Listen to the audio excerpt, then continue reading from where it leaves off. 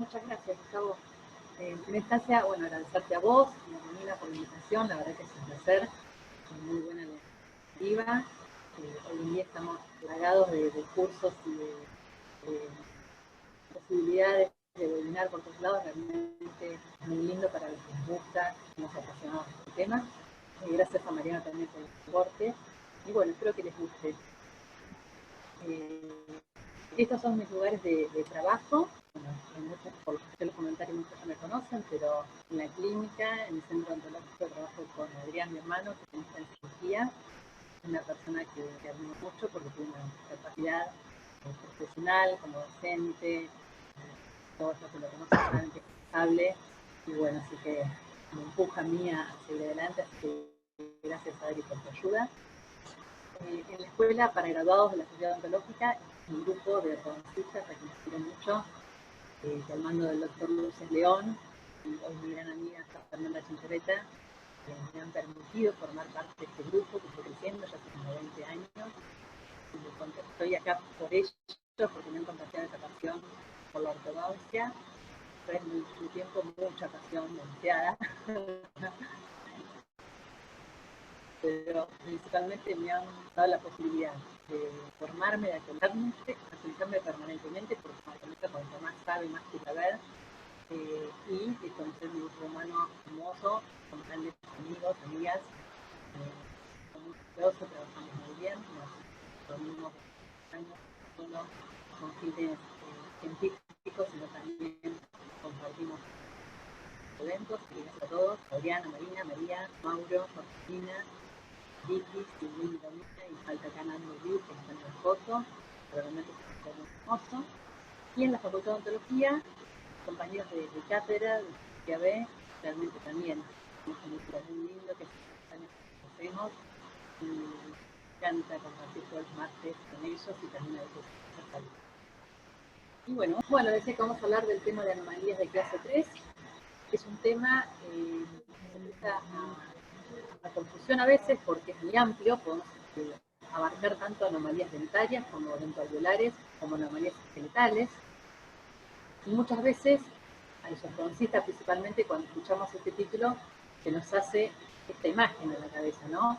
Como bien representó acá un caricaturista norteamericano, que es Jason Seiler, siempre pensamos en la clase 3 como algo exagerado, algo muy grave, y que puede terminar por ahí en una complicación, y la realidad es que a veces puede ser así, si no lo tratamos correctamente. Vamos a dividir la clase en hablar de diagnóstico y de distintas alternativas de tratamiento según la edad del paciente. El diagnóstico, que para toda patología siempre, por supuesto, es el primer paso necesario, a veces en este tipo de anomalías nos da la impresión que estamos como en un torbellino de respuestas, que no sabemos por dónde empezar.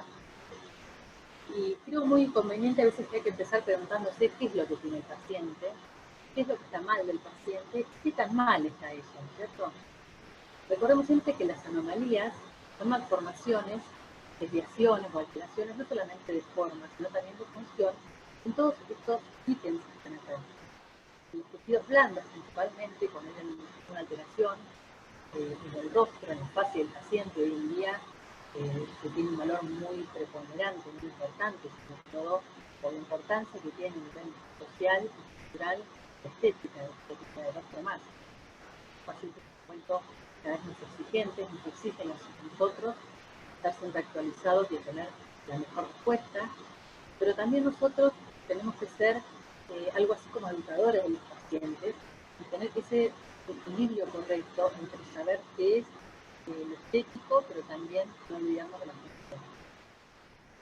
También las anomalías de las bases óseas musculares, como pueden estar alteradas en la estructura esqueletal, las alteraciones de la relación oclusal o dentoalveolar, también, y las alteraciones, por supuesto, no escapa esto, la articulación temporomandibular, en su cavidad adenoidea con sus elementos correspondientes. Si recordamos una definición muy vieja de Sarr, ella hablaba de que la confusión la tenemos que entender solamente como un síntoma dentro de todo el diagnóstico final que vamos a realizar. Doctora, ¿Sí? si puede ser un poquito más fuerte, por favor. porque hay un poquito de ruido de lata y la perdemos y algunos participantes no la pueden escuchar bien. ¿Ahí se escucha? Creo que si con un poquito más fuerte, disculpe que la tengo que hacer No, forzar, está bien, vos decime. un poquito más fuerte y vamos a ver cómo solucionamos el problema. No cambio de auriculares, ¿querés? Bueno, probemos.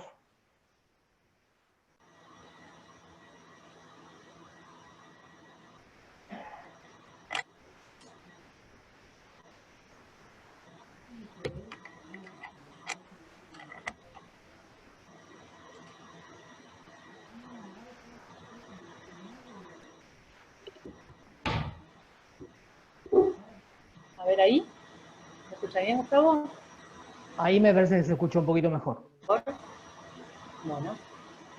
Les decía que no podemos escapar de lo que es la clasificación de la maloclusiones de Angle, una clasificación que todos sabemos que Angle la hizo en 1889 y tuvo un montón de errores porque él conceptó su clasificación en base a que el primer molar superior era inamovible, teniendo en cuenta que si había una oclusión correcta había un perfil, una estética facial adecuada, y sabemos que no es así.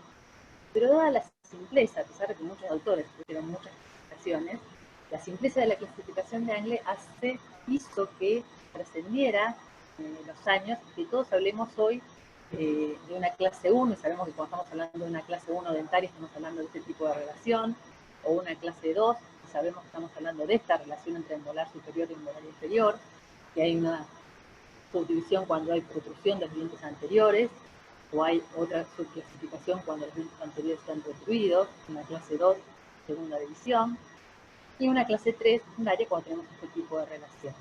Dentro de la mandíbula, además de ser por aposición o reabsorción ósea, recordarán la teoría de unidad funcional de crecimiento de Mohs, tiene también el cóndilo un crecimiento especial por aposición cartilaginosa y puede aumentar o seguir su crecimiento hasta cerca de los 20 años, sobre todo en el sexo masculino.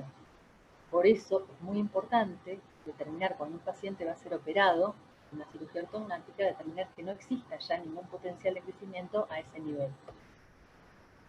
Vamos a ver entonces los diagnósticos que tenemos que hacer y las alternativas de los pacientes de tratamientos según la edad. El abordaje terapéutico va a ser en chicos que todavía tenemos crecimiento por delante, vamos a poder utilizar fuerzas fuertes en tratamientos de ortopedia, vamos a poder actuar con tratamientos ortopédicos funcionales, vamos a veces requerir solamente una ortodoncia interceptiva, hacer algo en ese momento para cambiar el rumbo de esa anomalía, y otras veces, y muchas veces, hay que combinar distintas terapéuticas, porque el caso así lo requiere. En el caso de los jóvenes, que son esos pacientes en donde ya pasaron su pico de crecimiento, el momento puberal máximo, queda un remanente, pero no sé si nos alcanza a veces para corregir una anomalía, o en los adultos, en donde ya no existe ninguna posibilidad de crecimiento, y solamente podemos hacer un tratamiento ortodóntico de camuflaje y un tratamiento, sino ortodóntico quirúrgico. Por eso podemos hablar de 3 grupos de pacientes. El primer grupo es aquellos que tienen una anomalía dentoalveolar, se corrige con ortodoncia, que no hay ninguna duda. Está el segundo grupo, que ya sea porque tenemos potencial de crecimiento o porque tienen una anomalía esqueletal basal que no influencia tanto en el tejido blando, entonces podemos llegar a hacer un camuflaje, siempre y cuando sea con responsabilidad y no alteremos la parte funcional. Y un tercer grupo, en donde, además de una alteración dentoalveolar, tenemos una alteración basal y tenemos una desarmonía facial que sí o sí requiere un tratamiento ortodóntico quirúrgico.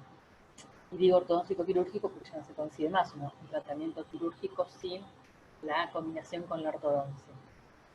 El problema es el subgrupo que está en el medio de estos dos últimos, en donde, ¿dónde está el límite? ¿Hasta dónde podemos camuflar un tratamiento que es una alteración basal y hasta dónde tenemos que pasarlo para cirugía? Hoy en día vamos a ver hay un montón de recursos nuevos que nos amplía un poco este abanico de posibilidades, pero siempre, como les decía, teniendo en cuenta que hay cosas que no se deben hacer porque empeoran el futuro, la salud futura del paciente.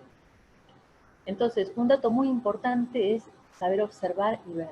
Como decíamos, teniendo en cuenta la etiología y esos problemas que pueden causar maloclusiones por problemas adquiridos, hay que observar bien los odontopediatras nosotros si tenemos la posibilidad de ver al paciente a temprana edad, todos estos datos que son pérdida prematura de piezas dentarias, disminución de la longitud de la arcada, alteraciones en la deglución, en la fonación, en la masticación, cualquier hábito que podamos llegar a tratar antes que se genere la anomalía. Y vamos a ver algunos casos clínicos. Vamos a empezar con esta nena que se llama Sabina, que vino a la consulta con 7 años y 2 meses, y el motivo de la consulta era una mordida invertida. El motivo de la consulta, recordemos que muchas veces nos dice mucho, porque depende el léxico o la terminología con la que hable el paciente o el padre, que nos diga, sabemos muchas veces qué tan informado está de la anomalía o del problema que presenta el paciente, si ha ido a ver a otros colegas, o si ha buscado en internet, o si se ha interiorizado sobre el tema. Y eso nos determina la ansia que tiene por corregirlo, y sobre todo la colaboración que va a tener en el tratamiento. Y es muy importante en todos los problemas de este tipo de anomalías, lo primero que preguntamos es si existe alguna característica familiar que nos determine a nosotros que hay alguna herencia de esta anomalía. Si ven la carita de frente, ven cómo se marcan los surcos nasofianeanos de Sabina, que a pesar de que es una nena muy chiquita, eso es un rasgo que avejenta el rostro. No vemos aparentemente alteraciones de desequilibrio facial muy marcadas, sí un poquito aumentado el tercio inferior. Cuando hacemos un análisis, siempre hacemos un análisis de Epker de perfil, vemos levemente aumentado el tercio inferior. Fíjense que tiene poca protrusión de lo que es el labio superior, está más protruido el labio inferior y el mentón. Hicimos un análisis también cefalométrico, no voy a cansar con esto, pero bueno, vemos algunos datos, que es que tiene un ANB negativo, es decir, las basales están invertidas. También McNamara nos dice que tiene una relación invertida de las basales. Y vamos a mirar esto, que son medidas longitudinales, para verificar qué tan exagerado está la mandíbula con respecto a la base de cráneo. Para Biot-Jarvas no tanto, para McNamara está un poquito más alargada. Son todas características que nos determinan esa clase 3, que es un biotipo de un crecimiento vertical, una paciente dólica.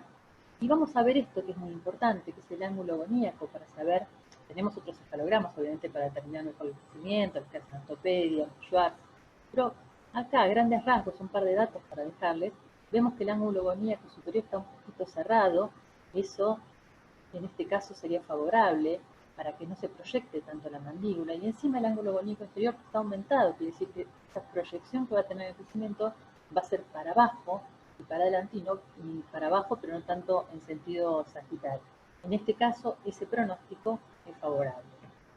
Esta es la mordida de Sabina, fíjense, una mordida invertida, con una curva SPIR invertida también. Característica este apiñamiento anteroinferior con excesivos estándares triangulares, características de las clases 3, en donde los dientes anteroinferiores se retruyen. Acá está puesto el resumen de lo que estaba diciendo recién. Entonces lo que se indicó a la paciente fue un tratamiento de ortopédico de fuerzas fuertes, una tracción posterior anterior, la famosa máscara de Deler, que viene de la escuela francesa, donde se comenzó a usar principalmente en los casos de micrognatismo, donde hay una deficiencia de longitud en la maxilar superior. Es un tratamiento muy rápido, muy sencillo, que actúa sobre la disyunción de la sutura maxilopalatina y estimula la posición de ósea a nivel de los bordes. Se utiliza con una fuerza ortopédica fuerte, mayor de 1 kilo. En este caso, en Sabina comenzamos a medir, porque se mide con un dinamómetro. Comenzamos con una fuerza, de acuerdo a la del paciente, con 750 gramos de cada lado, y después fuimos aumentando. El uso de las fuerzas es discontinuo, necesita mucha fuerza para que se pueda transmitir al hueso, a la sutura, y no a la pieza de anclaje del agarre. Y puede llegar a tener efectos no deseados, como puede ser la extrusión a veces de la pide de los molares de agarre, o la proinclinación de los incisivos superiores, o la retroinclinación de los incisivos inferiores. El uso se aconseja de 10 a 12 horas aproximadamente por día. Generalmente se le aconseja al paciente que lo use de noche porque es menos molesto, y el resto del día que descanse. Este es el aditamento que va intraoral, la gotera, que a veces se puede pedir con 1 o con 2 anzas para el agarre de las gomas. Estos son los modelos más clásicos, con un vástago anterior o vástagos laterales. Es muy importante la indicación al paciente de cómo se usan las gomitas que tiene que usar, la al niño o a los padres, dónde se agarran, porque hay algunos aparatos que tienen dos lugares de agarre.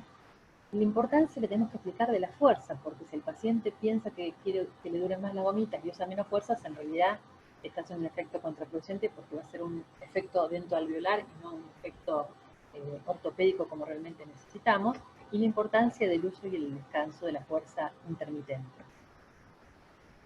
Esto se corrigió rápidamente, a los 6 meses, controlándola una vez por mes, logramos el cruce del maxilar superior, dada la edad del paciente y la falta de calcificación de esas suturas. Normalmente los dejamos un par de meses más con la gotera y probando con la máscara para saber que no existe un posicionamiento mandibular que se haya reacomodado. Normalmente cuando tenemos una traba dentaria que ya cruzó esta anomalía, ya nos quedamos tranquilos, sobre todo con el pronóstico cefalométrico que tenemos esta paciente. Esta es la carita post.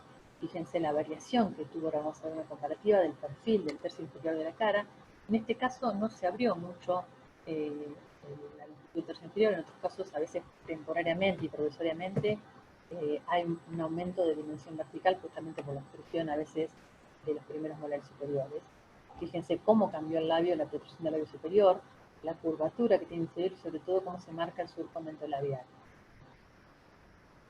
Acá los datos cefalométricos han variado, por supuesto, los posicionales de las basales, y un poquito aumentados en los ángulos, seguramente por un contacto prematuro en el último molar. Estas son las comparaciones del pre y post tratamiento de la máscara. Y vamos a ver otro caso con otra metodología diferente. Este es un caso de Valentín, que vino porque tenía una mordida invertida. Cuando preguntamos de si tenía antecedentes familiares, el padre mordía borde a borde. Sin embargo, quien lo acompañó a la consulta no tenía una cara de clase 3, por así decirlo, que tampoco la tenía Valentín. Fíjense, esta es una cara, si nosotros analizamos el perfil, es más parecido a una clase 2 que a una clase 3. Por eso a veces los diagnósticos suelen complicar, llegan a confundir, sobre todo a quien recién empieza, es una clase 2 o es una clase 3. Muerde al revés, pero ¿qué pasa? Las medidas no dan como que tenga realmente una mandíbula grande. En estos casos, lo primero que se hace es que el paciente se lo relaja y se trata de ver si existe algún progetizamiento mandibular. Y de hecho, fíjense en la boquita, que tenía dientes que estaban en contacto. Muchas veces cuando el paciente tiene en contacto con una malposición de alguna pieza que hace interferencia, salva esa interferencia progetizando la mandíbula y crea lo que conocemos como una falsa clase 3. En este caso hay que revertir esa situación rápidamente, hay un montón de aparatologías. Cuando quisimos relajar al paciente manualmente para salvar ese contacto, costó, no fue muy sencillo, tiene una musculatura muy potente, y por otros signos también que vimos, optamos por poner una patología de ortopedia funcional, en este caso un Bimbler, con este arco tipo Eschler, y unos resortes que rápidamente, al salvar el contacto que hacía traba dentaria, reposicionó la mandíbula, también levanta la mordida, ¿no? Reposicionó, después con tratamiento, todavía faltaba cruzar el lateral, pero son tratamientos que son muy rápidos, a veces el paciente se asombra porque o puede ser que se lesionen un problema tan rápido, en realidad es un problema posicional mandibular, ¿no? Este otro caso con otra resolución diferente, Franco también con 7 años, mordida invertida, sin ningún antecedente, y esto es importante, la anomalía de clase 3. Fíjense la oclusión de Franco, una oclusión totalmente traumática, muy mala para ser incisivo, que seguramente sabemos y está doliendo verlo así. Si ese trauma continúa, estas piezas realmente quedan sin tabla ósea vestibular y terminan perdiéndose. Acá tenemos que actuar rápidamente, revirtiendo esa situación. Fíjense la inclinación, la palatoversión de sus incisivos, la inclinación hacia palatino, perdón. Entonces lo que planificamos fue una técnica sencilla, interceptiva, de colocar 4 brackets y 2 tubitos para, el objetivo era protruir dientes. Se colocó unas gomitas acá rojas y blancas, si está escuchando Marina se va a reír por lo que voy a decir, pero muchos pacientes quieren gomitas estudiantes, yo soy de gimnasia y tengo azules y blancas y se me ponen feas y no me las pide nadie. Pero bueno, los pacientes tienen que estar conformes con el tratamiento para poder colaborar. Hicimos un arquito con un omega en tope mesial del molar, que fue el encargado de protruir. El arquito se activa porque llega a una distancia desde la cara vestibular del bracket hacia donde está el arco, y al llevarlo y al presionarlo sobre el bracket, sufre la activación que rápidamente se corrige y se protruye. Tuvimos que hacer unos levantes de mordida porque no era imposible colocar los brackets por la relación que tenían de sobremordida. Y rápidamente logramos esto, el paciente muy contento. Se activa aplanando el omega para que se genere la situación correcta y se deja al paciente tranquilo, pues se controla y se verá si necesita otro tipo de tratamiento. Fíjense cómo cambia el perfil también muy rápidamente, porque además de protruir los dentarios, reacomoda un poquito la mandíbula. Este es otro caso también que tengo mucho cariño porque sigo viendo a la paciente y la conozco, empezamos muy chiquita a atenderla, con 5 años y medio. La consulta era porque mordía al revés, fíjense ya con la sonrisa como se ve ahí, la mordida invertida y la posición lingual, el cierre forzado con ese músculo del borla de la barba haciendo mucha fuerza para poder hacer el contacto bilabial, y sí tenía carácter hereditario muy dominante de la clase 3. Comenzamos con un tratamiento multifacético y sabíamos que iba a ser así, explicamos muy bien a los padres la posibilidad de interferir en varios momentos de su crecimiento con varios tratamientos. Con Milena empezamos a los 5 años y medio con un tratamiento de máscara, de Deler, que costó, no fue tan sencillo, no es que cruzó enseguida, porque a medida que iba creciendo se volvía a interferir la relación de borde a borde, incluso de mayor desplazamiento mandibular. En 2 momentos hicimos los tratamientos de máscara y a los 7 años comenzamos con un tratamiento de aparatología funcional. Porque ¿qué pasa? En estos pacientes que sabemos que está alterada la función y necesitan imperiosamente ese tratamiento de ortopedia funcional, también necesitan ese tratamiento drástico con el cual hay que actuar lo antes posible porque tenemos menos tiempo para actuar. Las suturas tienen un tiempo que, si bien es ideal antes del pico prepuberal, ya cuando la creó Deler, hablaba de mejor edad es antes que erupcionen los incisivos. Por eso, cuando antes estas patologías, cuando antes las diagnosticamos, antes hay que actuar y agotar todos los recursos y después sí pasar a la siguiente etapa. Fíjense cómo tenía totalmente bloqueado el espacio para ese lateral, era un maxilar muy chiquito y esto era producto de la lengua, ya permanentemente ahí, una lengua en una posición muy baja. A los 10 años pudimos empezar con un tratamiento interceptivo de ortodoncia con bracket, bandas, en ese momento no usábamos tubos todavía, para comenzar una dentición mixta todavía. Y a medida que fui haciendo el recambio, fuimos alineando, y fíjense el buen desarrollo que habíamos logrado en el maxilar superior, ya también con la parte de tratamiento funcional. A los 13 años, ya con más dentición completa, llegamos a esta situación. Y la verdad que es un placer, ¿no? Ir ver cómo modificamos la historia. Esta es la mamá que había sido operada hace muchos años por mi padre, por una cirugía ortognática, y de ahí el compromiso familiar para poder seguir con el tratamiento a largo plazo, cómo empezó a los 5 años y medio y cómo terminó a los 17 años. La verdad que es un placer y la seguimos viendo. Y ahora vamos a otro caso, en donde empezamos en ese grupo intermedio de jóvenes que pasaron el pico de crecimiento, pero que pueden llegar a tener un crecimiento a nivel condilar. Y fíjense el motivo de consulta. También viene a los 17 años porque me dijeron que necesitaba cirugía. Ya con ese motivo de consulta, nosotros nos preguntamos, ¿realmente quiere él una cirugía? ¿O le dijeron simplemente porque lo vieron en su mordida como era? Fíjense, hacemos el análisis de perfil facial, no tiene una cara de clase 3, porque la cara de clase 3 que nosotros nos imaginamos es como las caricaturas que pasamos al principio. Sí tiene un poquito el tercio inferior aumentado, y sagitalmente tiene un poco de protrusión del labio superior, del labio inferior, y un poquito de retrusión del mentón. Analizamos la parte esqueletal y el paciente no tiene una mandíbula muy grande, en realidad levemente aumentada según la Minamara. Sí tiene una relación de basal de 0 grados, es una relación de clase 3 esqueletal, ahí al límite. Si analizamos la parte dentaria, tiene una línea media desviada. Siempre que en la línea media desviada sospechamos de alguna lateralización funcional, o por lo menos parte. Hoy en día tenemos un montón de métodos de diagnósticos más exactos, pero a veces cuando es muy sutil la lateralización, es difícil diagnosticar hasta cuándo es una lateral desviación funcional y cuánto tiene realmente un problema esqueletal. Estos son el resumen de todo lo que tiene a nivel dentario, el desvío de línea media, la clase 3 dentaria. Es bilateral, porque si viene acá en un lado, nosotros vamos a ver que hicimos una manipulación mandibular para verificar cuánto había de desvío lateral funcional, y esta clase 1 se convierte un poco en clase 3. También tiene algunas anomalías individuales de posición. Investigamos lo que es la posición de la articulación temporomandibular mediante radiografías, laminografías, tomografías también, resonancia micromagnética. Y colocamos una férula de relajación. ¿Con qué objetivo? Básicamente de cambiar el patrón de los movimientos mandibulares, verificar cuál era la posición exacta del paciente, normalizar el tono muscular, poder descomprimir esa zona, en este caso, y verificar cómo realmente mordía, cuánto había de desvío funcional.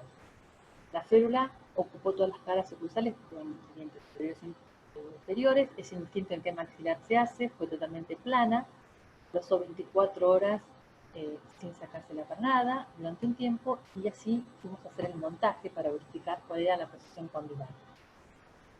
Las marcamos con estos stickers en los condores condilares, tuvimos estos registros y verificamos que tenía del lado derecho un desplazamiento hacia adelante de 1 milímetro y verticalmente descendido 1,5 milímetros, y del lado izquierdo desplazado el cóndilo hacia adelante en 0,75 milímetros y 0,25 hacia abajo. La interpretación del registro de la discrepancia transversal fue mínima, y eso es muy favorable, porque si no, sí estamos en problemas ahí, el tratamiento ya es otro. Y verificamos con la indicación de posición condilar que teníamos contactos prematuros en los lugares donde siempre pasa. Cúspides distopalatinas de los segundos molares, y en este caso también en la distopalatina de un primer molar. Entonces, la planificación ortodóntica que tenemos que hacer de este caso, que se decidió hacer un camuflaje ortodóntico de esa situación esqueletal leve, que no afectaba tanto a la parte facial, varía totalmente de esos 3 milímetros que tenemos de desvío de línea media a 1 milímetro cuando hacemos la relación, el análisis en posición céntrica, que fue mucho más favorable, 1 milímetro de desvío de línea media, 4 milímetros y 3,5 de inicialización de los molares. Entonces lo que se planificó es un tratamiento con stripping básicamente, de protrusión de todo el sector anterior, de adelantamiento, para poder corregir esa mordida invertida. El tratamiento que se utilizó desde el principio, se utilizaron arcos de protrusión, en este caso arcos de omega, ya con los arcos de butinol que se conformaron, y uso de gomas verticales. Así fuimos avanzando, protruyendo el sector anterior superior bastante, por el cual le dimos bastante torque positivo, y una vez que alineamos y pudimos contornear las arcadas, llegamos a esta situación, una situación en donde vemos una correcta corrección de la clase molar y de la clase canina, con un escaso Behçet, eso es cierto.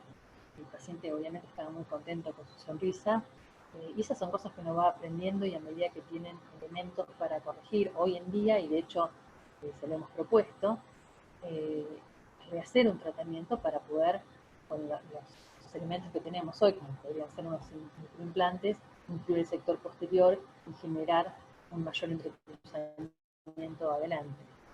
Esas son las radiografías post, y esas son la comparación de las fotografías previas y post tratamiento.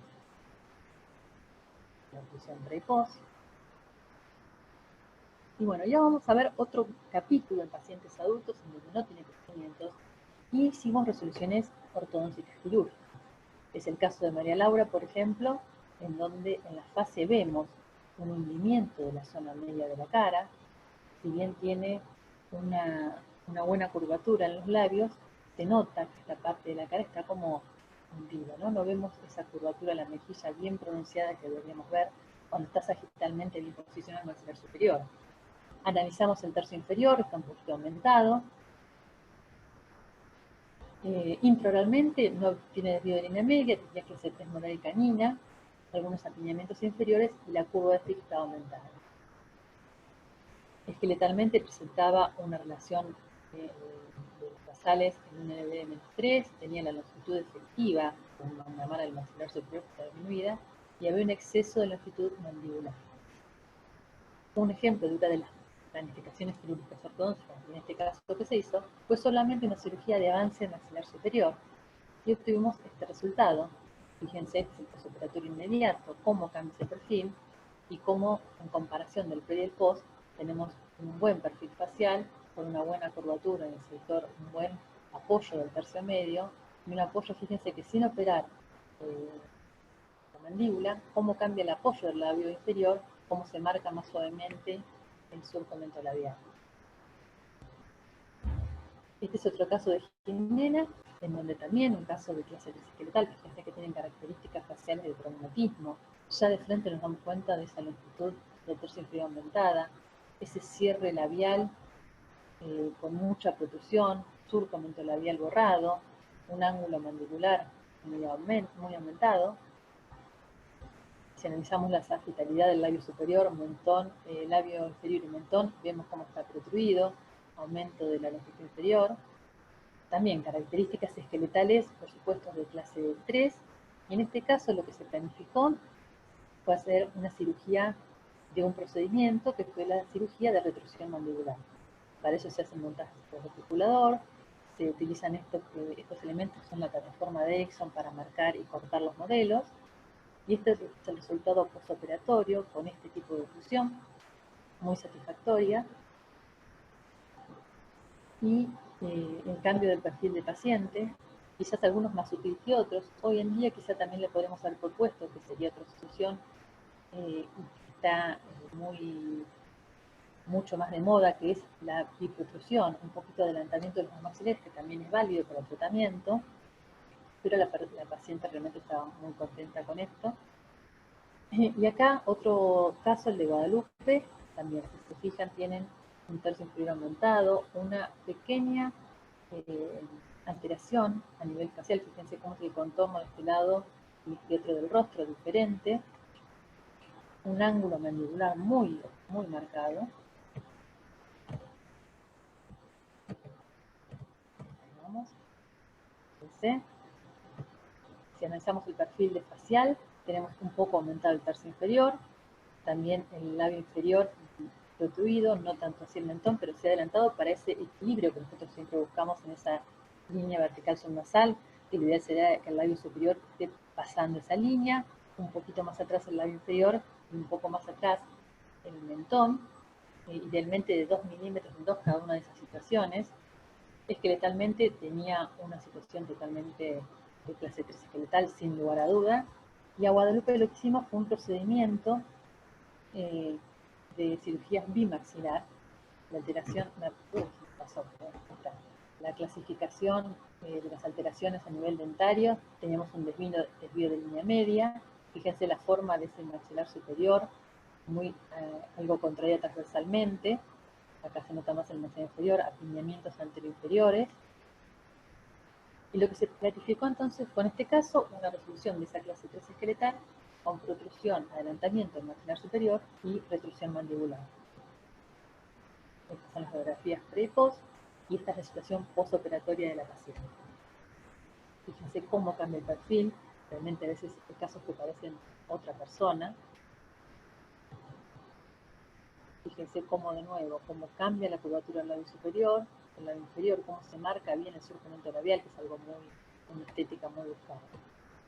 Y vamos a ver este otro caso de Pablo, también una clase 3 esqueletal, que tuvo otro tipo de resolución, no presentaba simetrías por lo menos aparentes, estudiamos tercios faciales, fíjense en el perfil de Edgar, un poquito aumentado, tampoco en gran cantidad del tercio inferior, pero sí, este que es el ángulo nasolabial, nos indicaba que había estado aumentado, el inferior había una protección del labio superior, esta línea, que es la que les decía hoy, fíjense que el labio superior está poco adelantado, el labio inferior sobrepasa el mismo y más aún el mentón, esto tendría que estar presente para atrás para tener una aceptación estética ideal.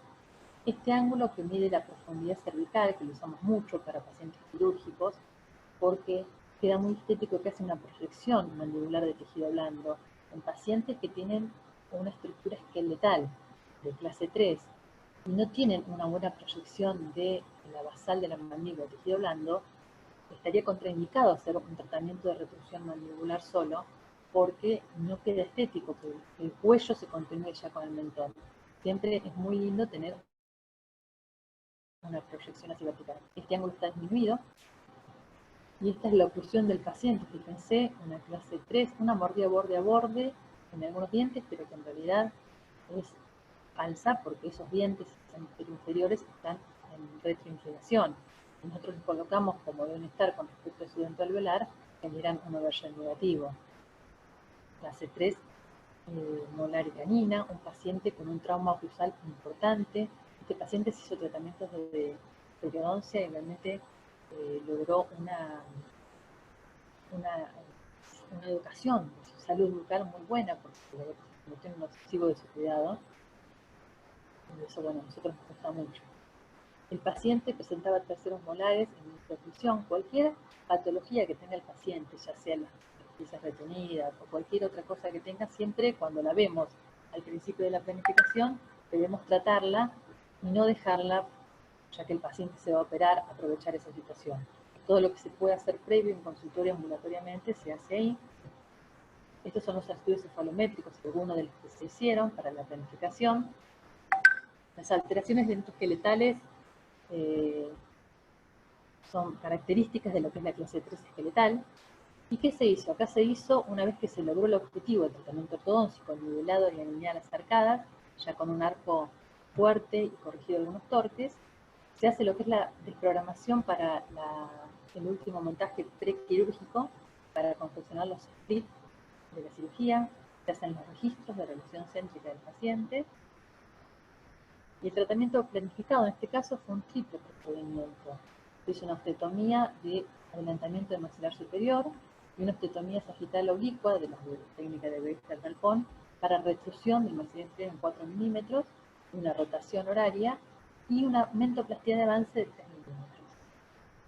Estas son las planificaciones de la proyección de los tejidos blandos. Los tejidos blandos no se adelantan exactamente de la misma dimensión, que actúan de la misma magnitud que los tejidos duros. Ni bien termina la cirugía, en los primeros momentos ya podemos aplicar gomas intermaxilares para corregir los detalles e interdigitar, seccionamos arcos, hacemos algunos desgastes, hacemos, con los modelos finales, nuevamente la comprobación de la posición condylar, y estas son las fotografías finales del paciente, muy contento con su sonrisa. Fíjense cómo, a pesar de la oclusión traumática que tuvo durante mucho tiempo, logró una buena salud periodontal, y como les decía, fue muy cuidadoso. Estas son las fotografías previas y pos al tratamiento, y este es el perfil que logró el paciente. Fíjense el cambio, por supuesto está muy contento y nosotros también. Y bueno, por último quería contarles una inquietud que es referente a todos los avances tecnológicos que tenemos hoy en día al alcance de las manos, que nos ayudan un montón, nos facilitan nuestra labor diaria, pero también nos comprometen a estudiar cada vez más, porque, como decía hoy, cuanto más estudiamos, nos parece que menos sabemos, queremos aprender todo. Y particularmente en relación a las anomalías de clase 3 esqueletales, que es un tema que me gusta mucho, yo creo que hay tenemos dos terapéuticas muy importantes que nos pueden ayudar, y vinieron y hace mucho que están, a cambiar un poco el paradigma y la planificación de lo que es el tratamiento de los pacientes quirúrgicos con pronóstico quirúrgico en clase 3. Y son las miniplacas y la ortodoncia osteogénica periodontalmente acelerada. Las miniplacas, que para quienes conocen de cirugía, son como las que se usan en traumatología, pero bueno, estas tienen algún diseño diferente, son más pequeñas. Si han escuchado TAD, son los dispositivos de anclaje transitorio, porque son miniplacas que se colocan para que sea local y después tienen que volver a sacarse, sirven de anclaje, nos permiten movimientos excepcionales. Si ustedes han visto en algún lado, generan posibilidades de intrusión de piezas posteriores, de piezas superiores e inferiores. Realmente el anclaje es espectacular. Cambiamos la inclinación de planos orbitales con lo que cambia la posición mandibular. También genera cambios en la morfología ósea. Se han utilizado también como anclaje para tratamientos de fuerzas ortopédicas. Es mucho más seguro y rápido y tiene menos tasa de que fallen que los microimplantes. menos invasivo que una cirugía ortognática, pero no necesariamente es algo que pueda intervenir de otra manera. Y requiere, eso sí, por ahí, como desventaja, 2 actos quirúrgicos y de la presencia de un cirujano. No hay muchos artículos sobre esto. Acá les conseguí algunos, que es uno de cómo se usan las mini placas en tratamientos ortopédicos. La idea es muy buena, el concepto es muy bueno, por la desventaja en estos casos es que en el momento que necesitamos un tratamiento ortopédico, hay que ver cómo está la erupción dentaria, porque las mini placas no tienen que lesionar, por supuesto, las raíces de las piezas que todavía no han erupcionado. Y estos otros 2 artículos hablan de la efectividad de las mini placas, de algunos movimientos biomecánicos que se pueden hacer, pero por supuesto no hay nada publicado de lo que yo les vengo a decir, que es la mini placa como ayudante a ese grupo, a ese subgrupo que hablamos hoy, de los pacientes que están entre el grupo de que se puede camuflar una ortodoncia y el grupo paciente que sí va a cirugía. Incluso la ortodoncia osteogénica acelerada, una técnica que habrán escuchado hablar, a mí me apasiona mucho, y con mi hermano hicimos una publicación de un caso, y es parte del tema de tesis de doctorado que estoy haciendo y estudiando.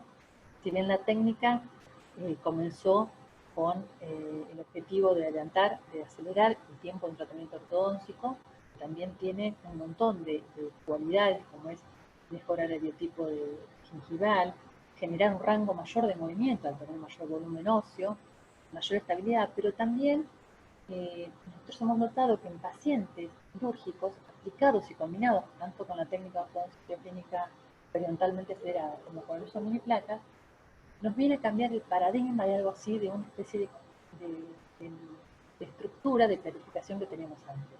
Es un tema para pensarlo mucho, se los quería comentar porque es algo que estamos trabajando. Acá les dejo una referencia de otro trabajo sobre ortodoncia osteogénica acelerada, de un colega español, Federico Hernández Alfaro, que es muy bueno. Y bueno, como conclusiones, quería decirles que el objetivo ideal de todo tratamiento sería ideal que busquemos llegar al mejor diagnóstico, podamos tener el mejor tratamiento que sea individualizado para cada paciente y podamos hacer el mejor trabajo y siempre en equipo. Así que bueno, espero que les haya gustado la charla, a pesar de los inconvenientes, que se debe haber hecho muy larga, no sé la hora. Quería despedirlos con esta foto collage que me encantó cuando la hice.